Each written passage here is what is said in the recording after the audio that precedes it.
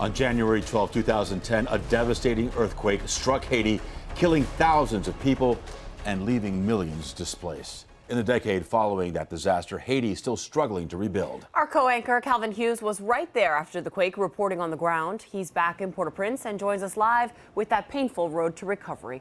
Calvin.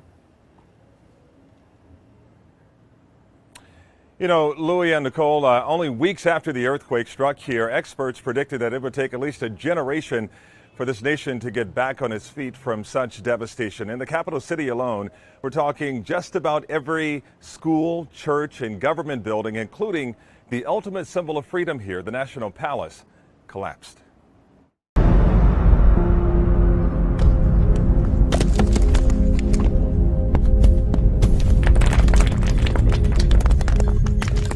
It began happening on January 12th at 4:53 in the afternoon.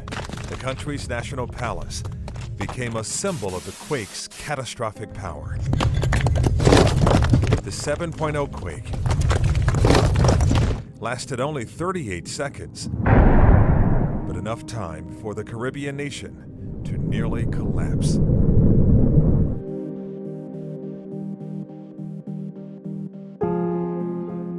The most heartbreaking images were always suffering children, some losing their entire families under crushing concrete. 1.5 million Haitians were forced to live in 10 cities, homeless after the quake. Medical resources couldn't arrive fast enough for a place that was in need of it before the natural disaster. The Haitian government estimates more than 300,000 people died in the disaster.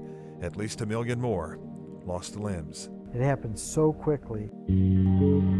Dozens of people the first day that arrived dying from severe crush injuries, and we amputated their legs and their arms on a kitchen table with linens hanging off of tree branches and no anesthetic.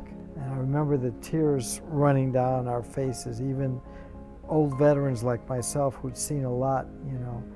It was just overwhelming. This might just be how the country is remembered 1 year later.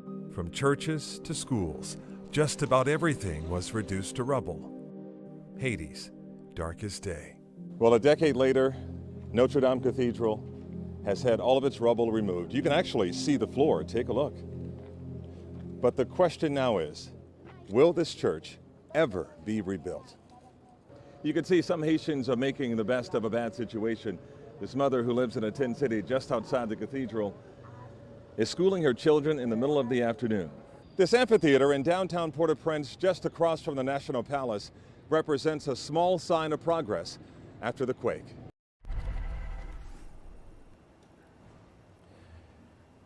You know, signs of progress that we had a chance to see today in the few hours that we had to see it. There were other projects that were started all across this country, but they were not completed for whatever reason. President Jovenel Moise is hoping to complete some of those projects before his term in office is up in just a couple of years. We plan to catch up with him this weekend. We'll have a lot more coming up on Local 10 News all throughout the weekend as we sit down with President Jovenel Moise. Reporting live from Port-au-Prince, I'm Calvin Hughes. Nicole and Louis, I'll send it back to you. Calvin, what is to be said for such slow recovery? I mean, it's been 10 years. It's been 10 years, but you know, some experts did predict it would take at least a generation, 25 years for this country to get back on its feet. But Nicole, just to be honest with you, I can sum it up in just a couple of words here. Haiti versus Haiti. Oftentimes, the political instability in this country is the reason why a lot of people in the international community cannot get behind some of the projects that were started here. And quite honestly, why some of the money has not poured in the way that it did just hours and days after the earthquake first struck. Just stellar reporting. My colleague Calvin Hughes reporting live from Port-au-Prince.